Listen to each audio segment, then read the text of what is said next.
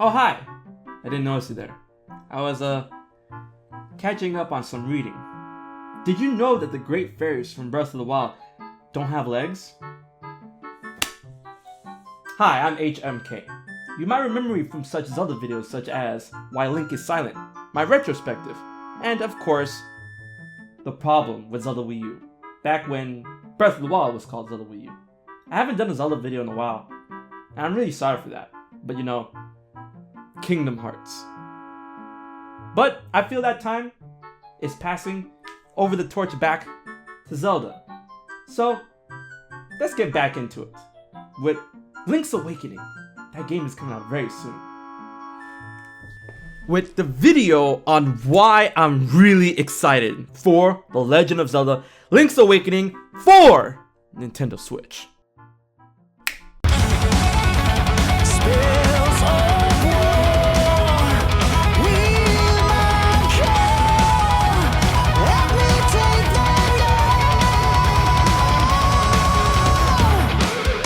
Hey guys, HMK here back again, and once again I apologize for the lack of Zelda videos, but we back into it. I already got the next one written up, and it's gonna be a good one on the heels of what's going on with The Legend of Zelda as of late. And I promise, yeah, I'm still a Zelda fan and Breath of the Wild videos.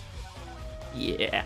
Anyways, I'm really excited for Link's Awakening for a multitude of reasons, and I'm gonna share them with you. And I don't want to get the first reason twisted, because every time I bring this up about Link's Awakening, I get kind of crucified, but like, here it is. Link's Awakening, and this is the big main reason why I'm excited for this new Link's Awakening. Link's Awakening is actually my least favorite Zelda game. Now, don't get it twisted. I'm not saying the game's trash. I'm not saying I hate the game. I'm not saying the game's bad or anything like that. It's just, to me personally, Link's Awakening is the lowest on the tiers for all the other Zelda games and stuff like that. Even below Zelda 2. I dig Zelda 2. And I got something to say about Zelda 2 in another video. Ooh boy. But for me, Link's Awakening is indeed the least favorite of all of them. And that's why I'm excited for the remake. Because the remake, what they can do with this game, could make me a huge believer and improve on what was already established with Link's Awakening. And the biggest catalyst to all of that thought process is Metroid 2. Now, Metroid 2 was trash. I'm telling you, like, the one on the Game Boy, that was trash. Metroid 2, The Return of Samus, or Samus' Return, whatever, the first one, it was bad. So when I found out that Nintendo was remaking that game into Metroid Samus Returns, I was like, really? So when they sent it to me to review, I'm like, bro, this is one of the best 3DS games I have ever played, and this game is up there with Metroid Fusion. I was so surprised and enamored with how good the remake to Metroid 2 was, and I'm like, yo, this game is dope. I don't know how you did it, but wow, get it, right?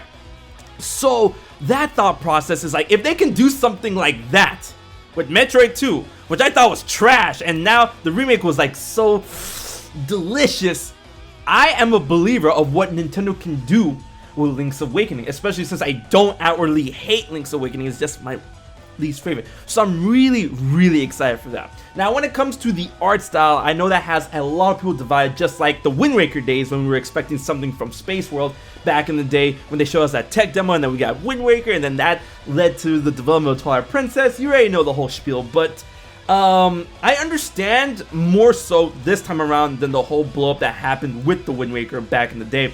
And I understand that the fan base is divided on the way it looks. However, I feel that, and I see that a lot of people didn't actually play Link's Awakening, and that's not something to be boned over or anything like, oh, you didn't play Link's Awakening. Yeah, no. You didn't play Link's Awakening, so I feel this art style, of course, a lot of people got taken back, but I feel this art style really complements the game and shows what it's about. Because if you play Link's Awakening, oh, no spoilers, boy, the game came out in 1993. If you played the game and know what it's about, what happens in terms of story and whatnot, then you should be able to understand why that particular art style was chosen. And I'm good with that and the whole catalyst of Link's Awakening, you know, being a thing for the Switch, I feel is very, very exciting, especially when you combine with the rumor that Zelda 2020 apparently is going to be announced at this year's E3. There's a whole rumor bucket on that going on, because the guy who called Link's Awakening and a bunch of stuff right from the last Direct is saying this.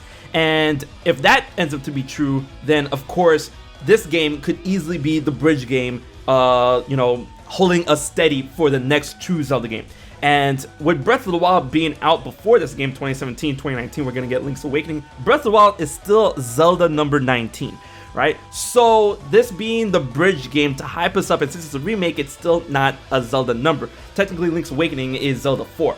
So since Zelda 19 is Breath of the Wild, the next Zelda game after Breath of the Wild and after Link's Awakening comes out on the Switch will be Zelda 20. And I feel that is gonna be very big, very bold, and we got a huge video on what Zelda 20 could be. And I am extremely excited to see if this game, just like the Wind Waker HD and then Twilight Princess HD, were bridge games leading up and hyping up Breath of the Wild, if this is the strategy that Nintendo's planning to do with Link's Awakening and the Zelda spinoff that's coming out. And I keep pronouncing this wrong, like, or sorry, Cadence of Hyrule, which is the same people that made Crypt Dancer, and I haven't had a chance to try that. I really should. Technically, we're getting 2 Zelda properties this year, and I feel that's very exciting in terms of what Nintendo could be doing behind the scenes with the next Zelda game. And I really don't think that Link's Awakening is the next Zelda game that the Zelda team, Aonuma and the rest of them, were talking about. It's like, oh, it's in development already. I feel that Zelda 20 is in development, and Link's Awakening is helping us bridge that gap between those 2 games. And another thing that I really want to know when it comes to Link's Awakening is that if there's gonna be any additions to the game. Because if you guys didn't know, Link's Awakening, it's not a long game. That game, it's not a long game. You know what would be really good?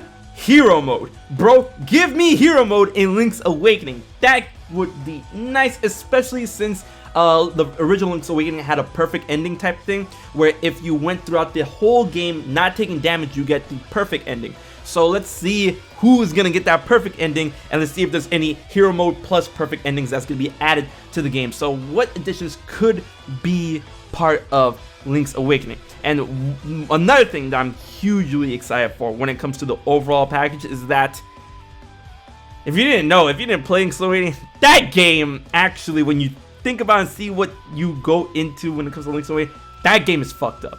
That game is wild. The story, ooh, mama. There's one particular scene I want to see if they're gonna translate it successfully over to the Switch version, or they're gonna like dummy it down. But Link's Awakening, for those who know,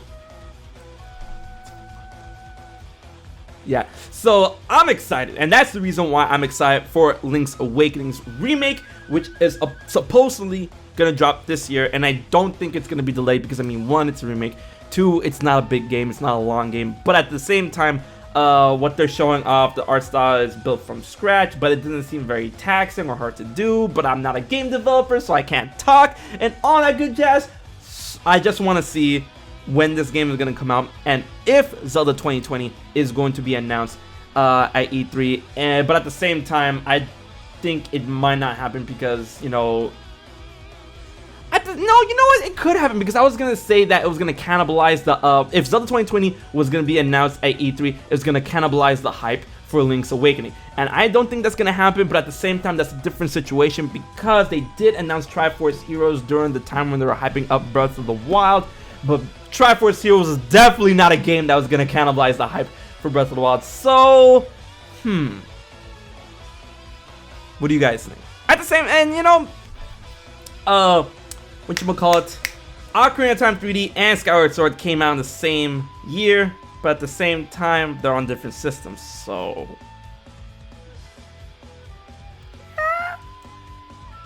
I don't know. We're gonna have to wait and see. So guys, are you hyped for Link's Awakening? Let me know your true thoughts in the comment section below. Zelda videos are back. So until the next one, I've been HMK. I'll check you guys later.